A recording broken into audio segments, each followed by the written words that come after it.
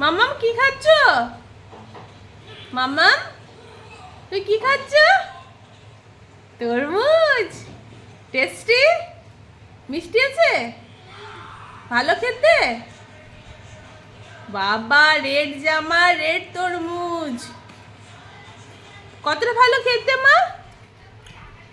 কই দেখি দেখি কেমন করে খাচ্ছ তুমি।